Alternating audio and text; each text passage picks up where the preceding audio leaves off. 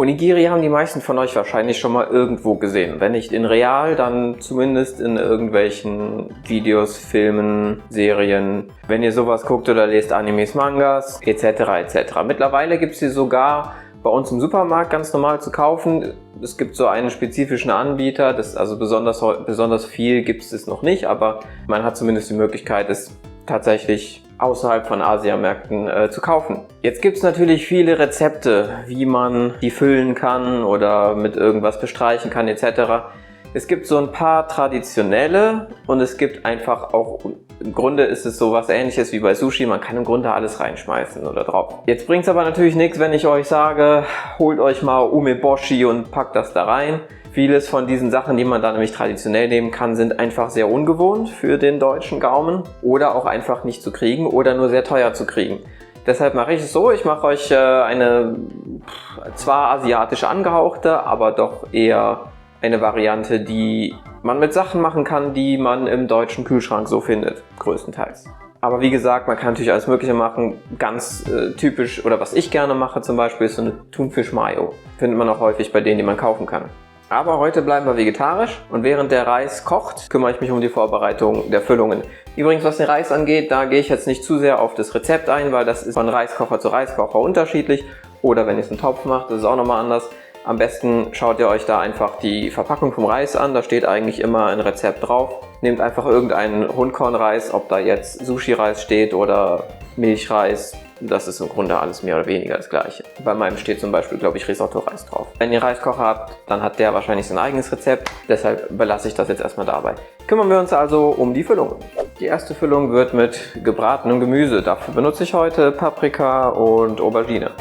Geht aber natürlich auch, keine Ahnung, Zucchini oder was auch immer man so mag. Dafür schneide ich mir jetzt einfach was klein und dann wird das erstmal gebraten.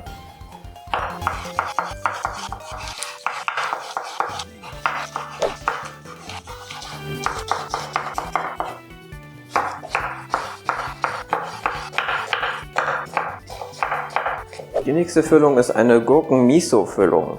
Miso ist jetzt eine von diesen Zutaten, die hat vielleicht nicht jeder zu Hause, aber zumindest hat jeder schon mal was davon gehört oder auch mal eine Miso-Suppe gegessen.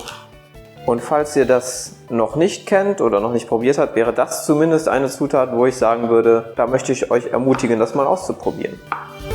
Denn ich nutze es mittlerweile relativ viel in der Küche. Damit es nicht zu wässrig wird, nehme ich aus der Gurke hier dieses Kerngehäuse raus. Habt ihr ja sicher auch schon mal bei mir gesehen. Ich esse das nämlich auch ganz gerne einfach so.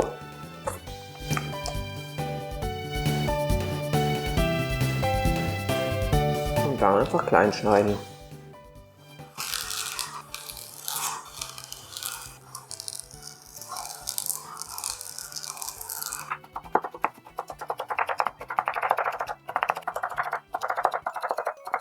Hier habe ich eine milde weiße Miso-Paste. Einfach dazu und versuchen ein bisschen zu vermengen. Wie gesagt, ich habe eine milde genommen und ihr habt gesehen, ich habe trotzdem nicht so viel genommen. Ja, das hat selbst mit dieser kleinen Menge milder Miso-Paste schon sehr viel Geschmack. Also da vorsichtig sein.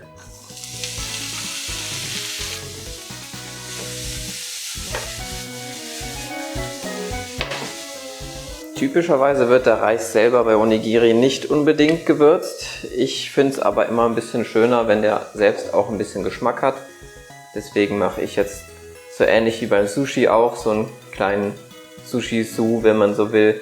Das heißt, ich nehme ein bisschen Reisessig, ein bisschen Zucker und Salz und gebe das gleich zum Reis dazu.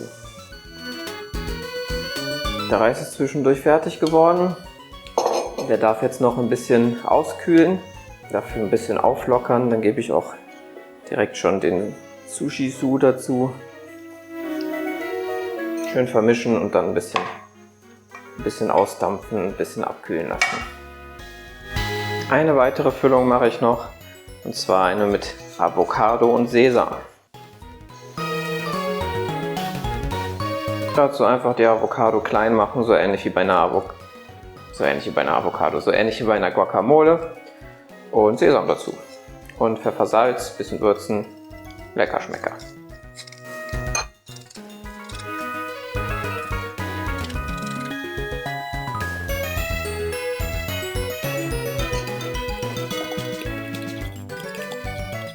Das Gemüse ist mittlerweile auch fertig. Da kommt jetzt einfach ein bisschen Sesamöl dazu. Mit Sesamöl vorsichtig sein, tropfenweise arbeiten, das ist sehr stark. Und etwas Sojasauce. Auch hier nicht übertreiben. So, jetzt geht's los. Und jetzt müsst ihr ein bisschen Geduld mit mir haben, denn die Tatsache, dass ich das schon öfters mal gemacht habe, heißt noch lange nicht, dass ich gut darin bin. Also ich mache meine Hand ein bisschen nass. Wie ich ja sagte, wird der Reis traditionell nicht unbedingt vorher schon gewürzt. An der Stelle würde man dann stattdessen jetzt ein bisschen Salz in der Hand verreiben, sodass man damit den Reis würzt. Jetzt schnappe ich mir einfach so eine Handvoll Reis. Ein bisschen heiß ist er noch.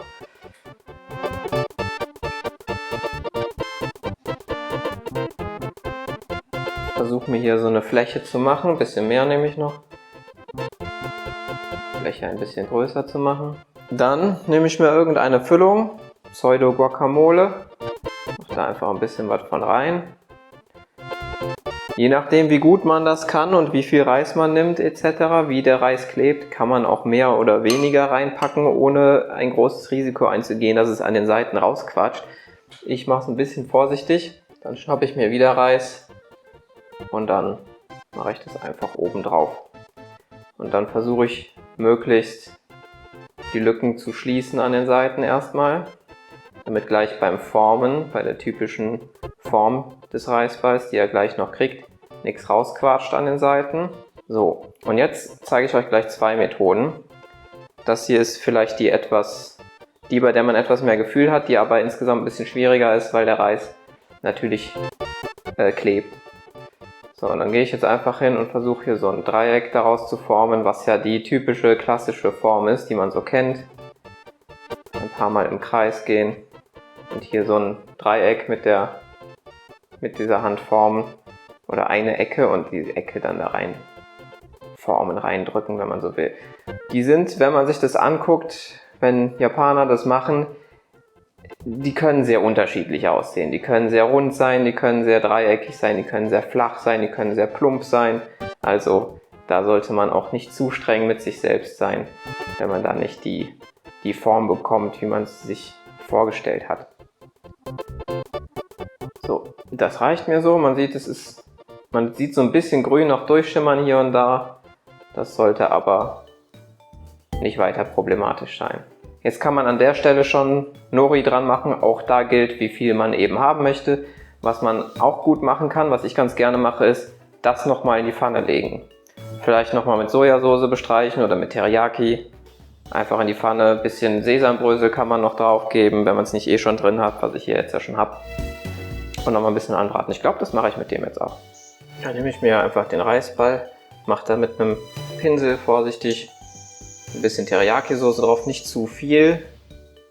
Das soll natürlich nachher nicht den Geschmack komplett dominieren, aber dann haben wir nochmal ein bisschen extra Würze. Und ab in die Pfanne.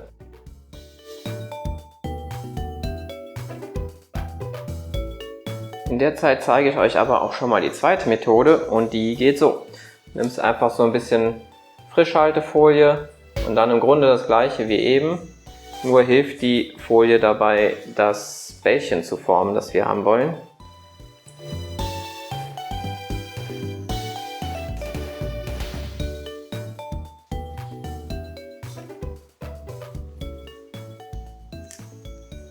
Und dann kann ich nämlich einfach hier zumachen.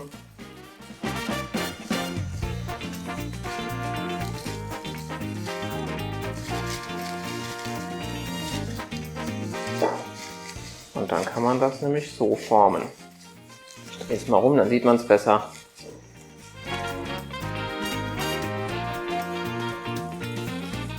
Dann mache ich einfach mein Nori-Blatt drum, wie beim Sushi mit der rauen Seite Richtung Reis. Wie gesagt, es ist Geschmackssache, wie viel Nori man dran machen will, ob man es so komplett einpacken will, wie ich es jetzt gerade mache. Oder diese, wie man sie vielleicht aus Animes und Mangas kennt, nur diese Streifen unten. Kann man machen, wie man möchte.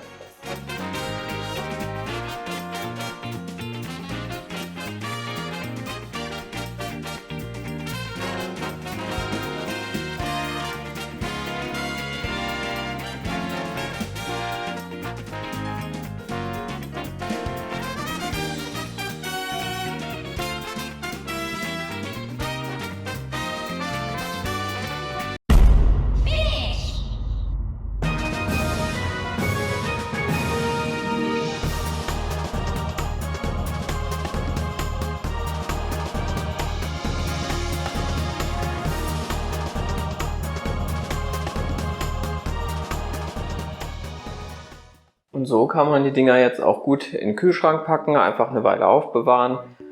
Für morgen, für auf der Arbeit oder in der Schule, was auch immer. Und dann auspacken und einfach reinbeißen.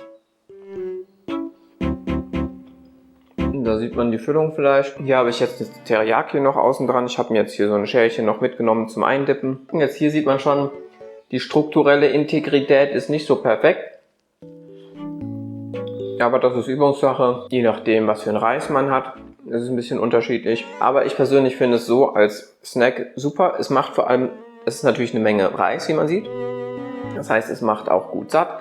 Wenn man also einfach mal, wie zum Beispiel, wenn man unterwegs ist, wenn man auf der Arbeit ist, was will, was einen satt macht und was einigermaßen lecker ist, dann ist das, finde ich, sehr praktisch. Also, viel Spaß beim Nachkochen. Wenn es euch gefallen hat, gerne liken, abonnieren, den ganzen Kram. Und dann sehen wir uns nächstes Mal wieder. Bis dahin.